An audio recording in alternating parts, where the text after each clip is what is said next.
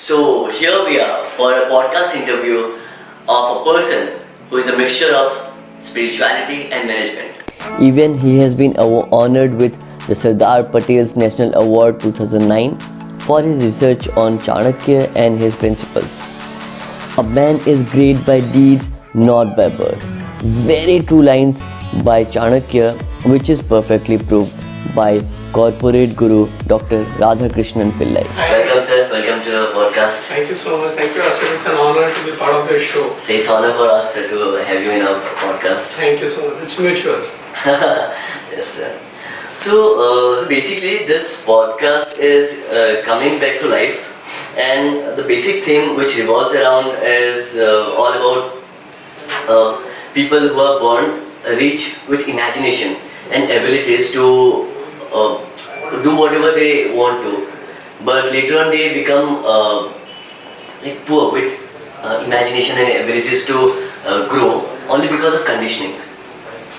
So I believe that it's basically all about management of how like people manage things, and when they manage things, they create a space for their work-life balance, their family-life balance, and whatever thing. Because people, basic thing which they want is healthy, wealthy, and wise, as from early it is said.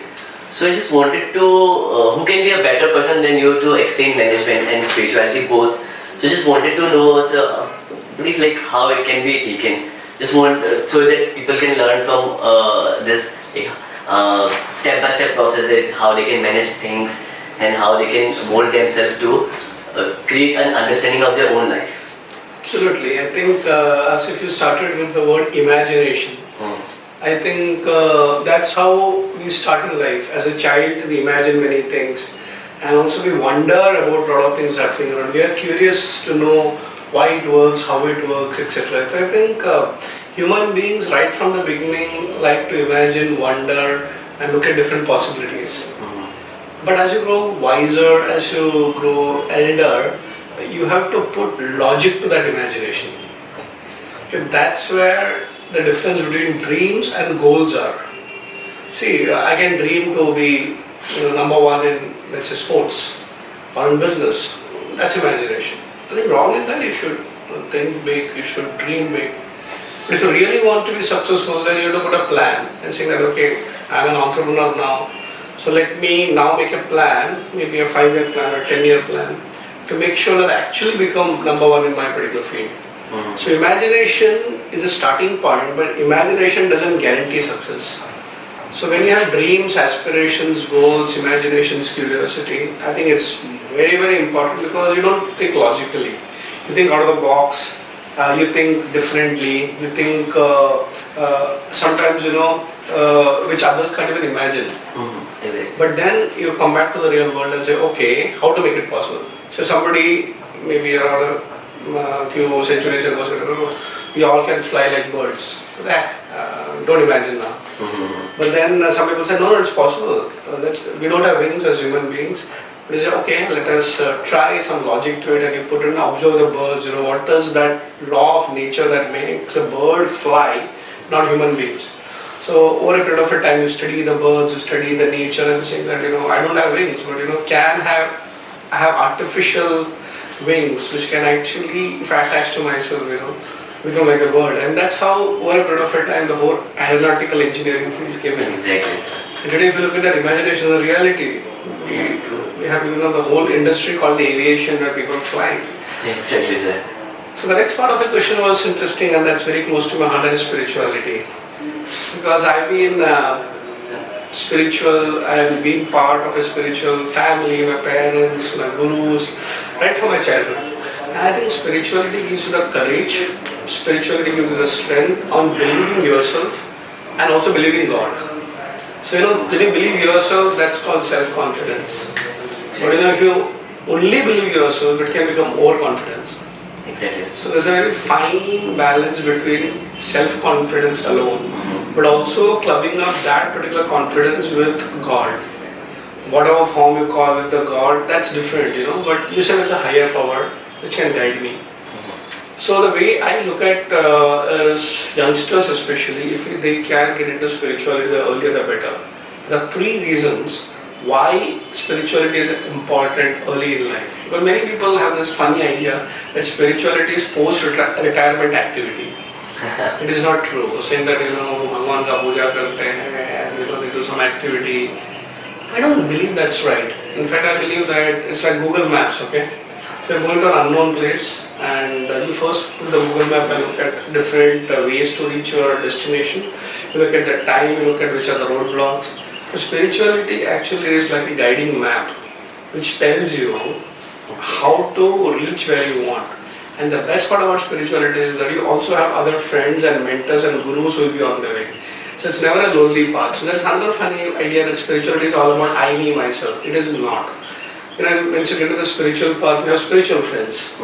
They will tell you because they are also on the same journey. They also have the challenges. When you sit down and meditate, you have the same thoughts which affects him or her and affects him or her. So you discuss. So spirituality is about a group of people trying to be better than what they are. And finally, the spiritual guru, mentor, guide, whatever you call it, plays a very important role because we are the starting part of the journey while the mentor guru is already ahead of us and they have already reached the destination. They will tell you this is the way to go for it. So coming back to the last part of your question, what are the steps to become successful in life? From imagination to reality. Exactly, sir. That's what I wanted to decode it. Yes. So I think there are three steps to it. The first is please keep imagining. There is nothing wrong. Exactly, keep imagining. Keep imagining, keep thinking big, dream out of the box, think different possibilities. Even if the world doesn't believe it, that's fine. As Steve Jobs put it. What was that? Continue. So it's imagine. It's very important to imagine. That Steve Jobs once put it very nicely, saying that the people who think crazy are actually the people who change the world. So be crazy, and a little bit of craziness is required in whatever you do. I am crazy about Chanakya. So that imagination is the first step, but the second step is to convert that into a plan. And you should always put a deadline. Suppose you are starting a business. A lot of people start a business and then they don't have a plan. I always tell people that business is not an idea. It's an idea as a starting point, but it has to be converted into plans, numbers, deadlines. You should have a strategy. So what we call it from the right brain and the left brain combination. So one part of your brain is about creativity, the second part is about logic. So put numbers into it. And if you want to do something, I always say that, put efforts for at least 3 years. A lot of people who imagine they keep changing the idea from time to time. Don't change your ideas. Stick to it, but ideas will improve. Exactly. And after 3 years, you'll get a hang over it. And even if you're into business or anything in life, you say there's a financial cost to it. Exactly. You have to pay money, and especially you reach a stage in your life when people dependent on you, your family, your parents, your friends, whatever. So I think it's very important to also understand that after you have a plan, you actually start thinking logically. So one is creative imagination, second is logic. The third most important is that look at it long term. People just start and they quit. Start and they quit. It doesn't happen. In fact, there is a theory which says, first 3 years is about sticking to the goal. Next 30 years is sticking to your plan. So basically it made them understand like whether that is the actual thing they want to do or not. Yes. No, that is in the initial stage. But once you find out what you're supposed to do, then don't leave it. Because you will get confused. So initial stage is about experimentation. Okay. But the next stage is about sticking to the plan. Like if you look at somebody like Jeff Bezos at Amazon, he started in the e-commerce industry by selling books. Right? So Amazon was not an online bookstore, but over a period of time, it evolved into an e-commerce, online shopping. But he also realized that it's important, but he never left that path of e-commerce. He stuck to it. So all successful people stick to it. So what's important is that once you find your path, once you find your purpose, once you find your goal, don't leave it. So there will be some ups and downs. So there are, as they say, Hindi mein छोटे-छोटे problem आते तो छोड़ो मत. Okay. So just to sum it up, I'll tell you, there are 3 kinds of people. The first kind of people is those who never start thinking about the problem. The second is they start with a lot of passion, josh, and once they reach the problem, they will quit the path. So first, never start. Second, start. But if you're looking at the problem, they stop. The third are the successful people who start, face the problem, and stop not till they reach the goal. So imagine, make a plan and go for it. And never turn back till you succeed. Fine, sir. So as you said, like this is stepwise things. So I just wanted to decode, like to make people understand, like this spirituality and management. Both are very much important in life to understand, like what do you want to do and who you are.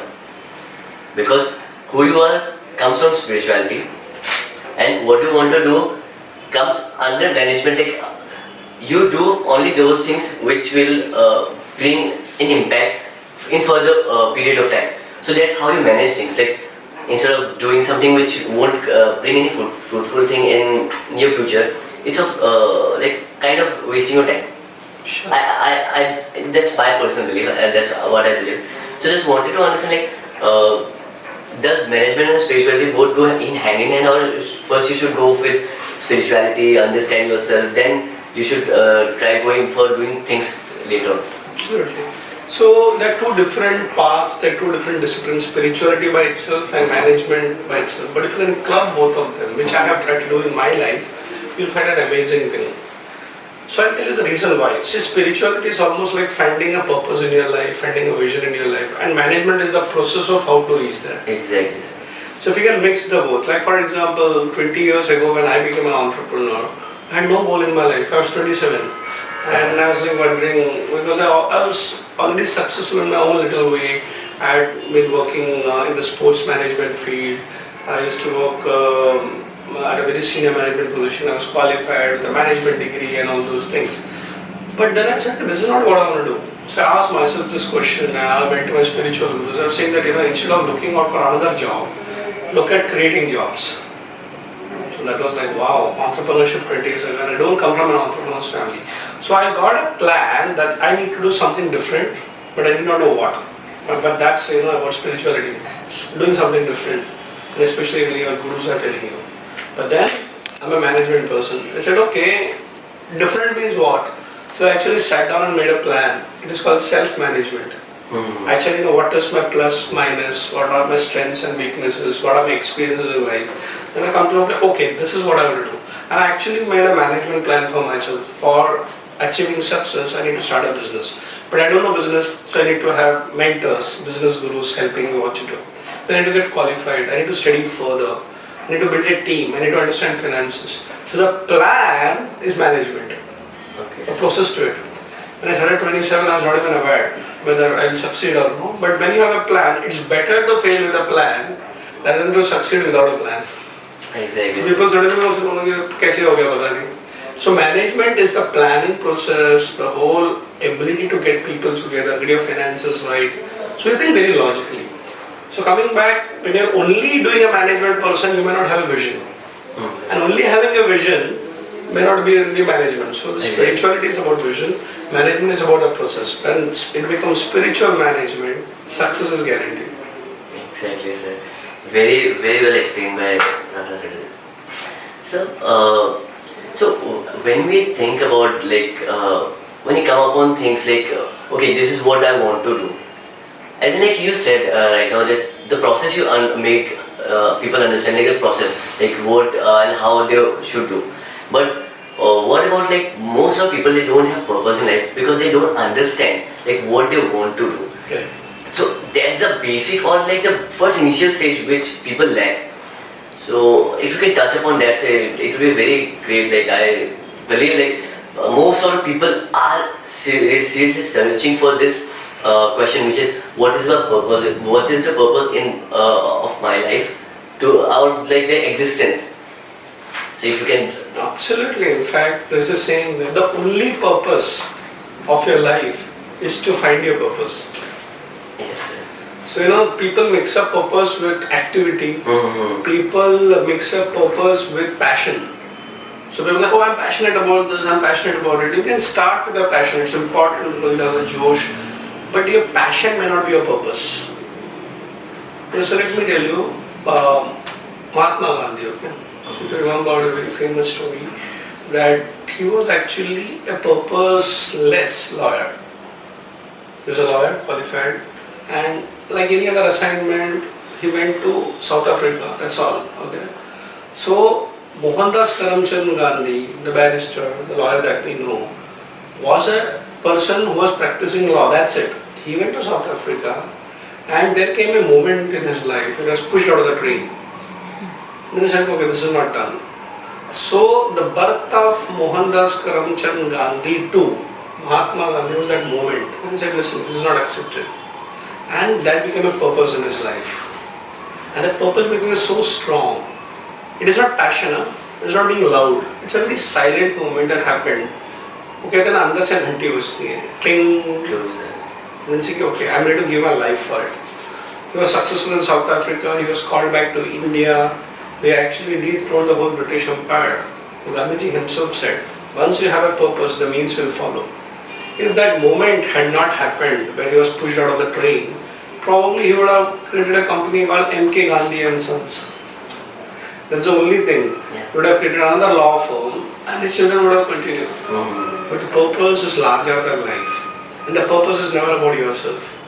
How do you differentiate passion with a purpose? Passion is about I, me, myself. So passion is very, very individual and sometimes it can become very selfish. But purpose is for others. So if you look at Mother Teresa, she's a person with purpose. If you look at Abdul Kalam, he said, listen, it's for the country. If you look at many people who have done a lot of amazing work, they went beyond themselves. So the fine difference between passion and purpose is that it has to be far larger than what you are. And as they say, you are ready to die for it if required.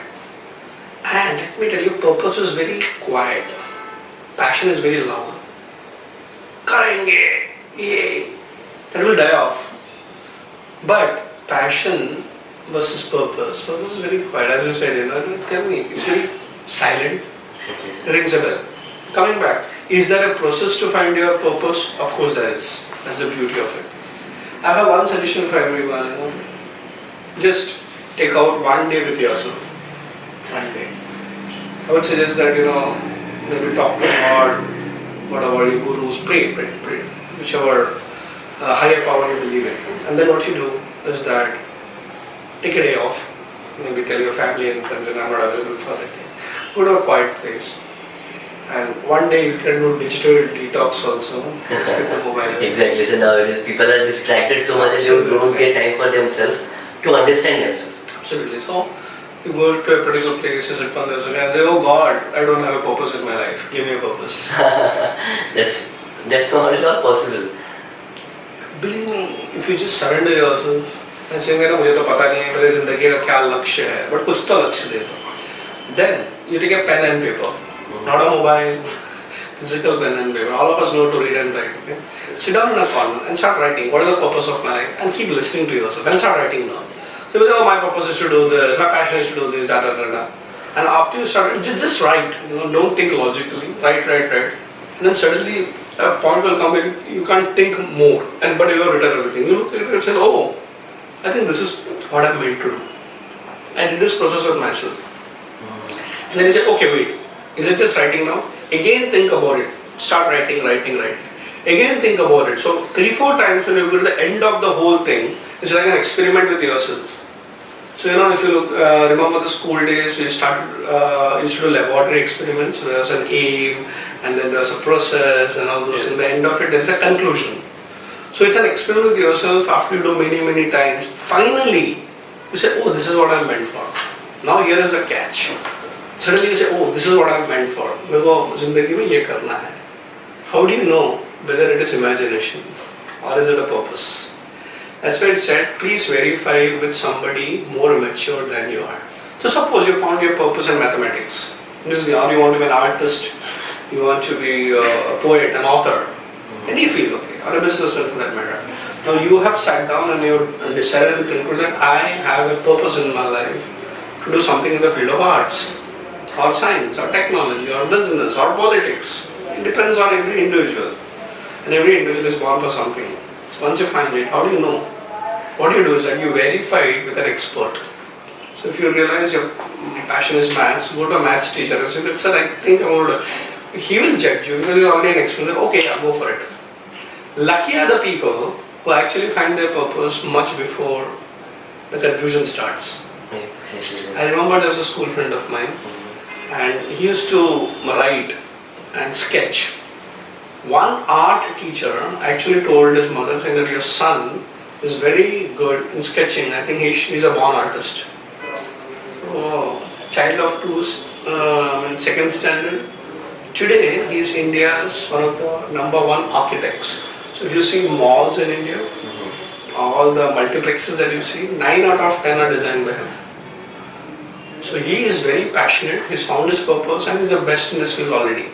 But it required somebody else to actually verify it and say, listen, this is what you're good in. So sometimes we realize what I'm good in, but how do you know? So verify it with an expert of that particular field and say, yes, you're good at it. Then you don't have to look back. Fine, sir. It is very well explained by you. I suppose like people should take out time for themselves, which like step by step if we go, that's the first process like to understand themselves, which comes with spirituality and everything. Then when you get that imagination and like you understand yourself and then you work upon that imagination with the process by managing everything, you come to the step-by-step process of where you want to reach. So that's how you come back to your life. In that concern, I would just make you people understand like, yeah, even as Sir said, I also suggest like, take some time out for yourself. Get aware about what you're thinking, what you believe, and yes, work upon it. Take that baby steps, like take some time out, then sit down with yourself and then just do whatever you want to do and understand, okay, this is who I am and this is what I want to do. I would love to sum it up in this way, but it was really great learning with Radha sir. It was really great, sir. Like, it was so well explained by you that if people can really think upon it and work upon it, they can understand and find their purpose in life and they can really get back to their life. So this is what is all about, coming back to life. And life is beautiful. Yeah, that's it. Life may have a lot of problems, but don't start looking at life negatively because some negative incidences happened in your life. It could be some interpersonal relationship, it could be some failures in life, some expectations that did not match, but don't take it as a permanent thing. Exactly. Even this will pass away. So as sir said, life is beautiful. Let me tell you all that I have got a photography page also, which is known as Life is Beautiful. Wow! So nice. It's on Instagram. I'll give the handle below down. And give it to me now. Yeah, sure, sir. It's really nice. Please tag also. Yeah, sure, sir. So I did not know this passion and the purpose part of yours, the photography part of it. Wow. That's just parts that I keep on doing, like as you said, like whatever you felt like, just keep on working with it. If it continues, then you carry on. If not, then understand, like maybe this is not for you. Yes. And you should carry on with whatever thing you believe it's for you. Absolutely. So understand what is not meant for you. But I pray to God that all of you realize what is meant for you at the earliest. Exactly. Otherwise you'll be lost. Remember, life is beautiful. And you are amazing in this particular show. Thank you so much. Thanks a lot. Thank you.